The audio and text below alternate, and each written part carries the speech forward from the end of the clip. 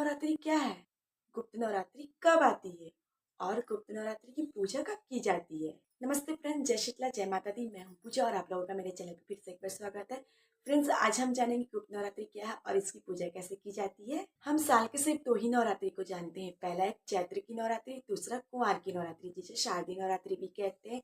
But क्या आप जानते हैं इसके अलावा 2 और नवरात्रि आती है? यस गाइस, इसके अलावा 2 और नवरात्रि आती है जो माघ के महीने में और दूसरा आषाढ़ के महीने में आती है, जिसे गुप्त नवरात्रि कहते हैं।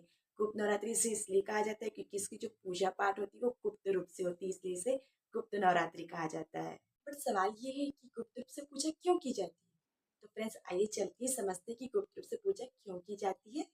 गुप्त नवरात्रि क्या है? जिस प्रकार हम चैत्र और शारदीय नवरात्रि मनाते हैं, उसी तरह माघ और आषाढ़ महीने में भी गुप्त नवरात्रि होती है। इसकी पूजा गुप्त रूप से की जाती है, इसीलिए इसे गुप्त नवरात्रि कहा जाता है। ऐसा माना जाता है कि इसकी पूजा जितनी गुप्त रखी जाती है, पूजा उतनी ही सफल होती है। इस नवरात्रि में 10 महाविद्याओं की पूजा की जाती है। अगर कोई इन 10 महाविद्याओं की शक्ति के रूप में उपासना करे तो उसका जीवन धन धान्य और सुख से भर जाता है। इस तरह वर्ष में कुल 4 नवरात्रि आती है। देवी भागवत में गुप्त नवरात्रि की पूजा का विधान विधि पूर्वक लिखा गया है। इन विशेष अवसर पर साधक अपनी मनोकामनाओं की पूर्ति के लिए देवी का साधना करते हैं और अपनी इच्छाओं और मनोकामनाओं को पाते हैं। और गुप्त नवरात्रि की पूजा सफलतापूर्वक संपन्न करने से जीवन की कई बाधाएं समाप्त हो जाती है।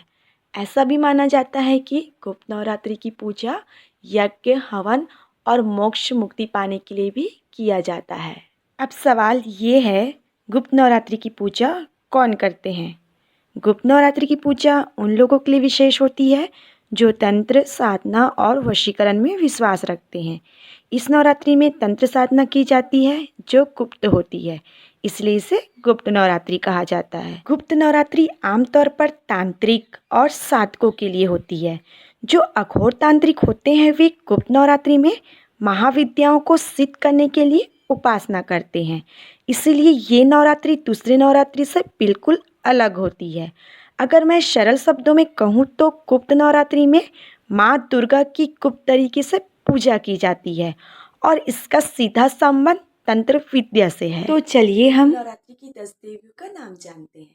माता कालिके, तारा देवी, त्रिपुर सुंदरी, माता भुवनेश्वरी, माता छिन्नमस्ता, माता त्रिपुर भैरवी, माँ धूमावती, माता बंगलामुखी, माता मातांगी, माता कमला देवी। तो क्या गृहस्थ मनुष्य गुप्त नवरात्रि मानते हैं? नहीं, गृहस्थ मनुष्य गुप्त नवरात्रि नहीं मानते हैं, इसलिए गृहस्थ मनुष्य को गुप्त नवरात्रि में भी नौ दुर्गा की पूजा करनी चाहिए, जो ये देवियाँ हैं: माता शैलपुत्री, माता ब्रह्मचारिणी, माता चंद्रघंटा, माता कुष्मांडा, माता स्कंद माता, माता कत्यायनी, माता कालरात्रि, माता महागौरी और माता सिद्धिदात्री। गुप्त नवरात्रि में पूजा की विधि: कलश में बांधने के लिए मौली, आम के पत्ते, कलश में डालने के लिए रौली, गंगा जल, सिक्का, गेहूँ या अक्षत। कलश के अलावा इन दोनों जौ भी बोनी चाहिए, जिसके लिए मिट्टी का एक बड़ा बर्तन, मिट्टी, जौ, कलावा। सबसे बड़ी बात, माँ का श्रृंगार करना बेहद ज़रूरी है। नवरात्रि में माता रानी का श्रृंगार करना चाहिए, जिसके लिए लाल रंग की चुन्नी, जो माँ को बहुत पसंद है, सिंदूर, इत्र, बिंदी, लाल चूड़ियाँ, मेहंदी, काजल, कंघी, तेल, पेंट, लिपस्टिक और बाकी श्रृंगार की सामग्री से माता रानी का श्रृंगार करना चाहिए। आई होप फ्रेंड्स, आप लोगों को समझ में आ गया होगा कि गुप्त नवरात्रि की पूजा क्यों और कैसे की जाती है। तो फ्रेंड्स, हमें इजाज़त दीजिए, फिर मिलेंगे आपको नेक्स्ट वीडियो में। तब तक के लिए बाय बाय, ध्यान रखिए, ख्याल रखिए। जय शीतला, जय माता दी, बाय।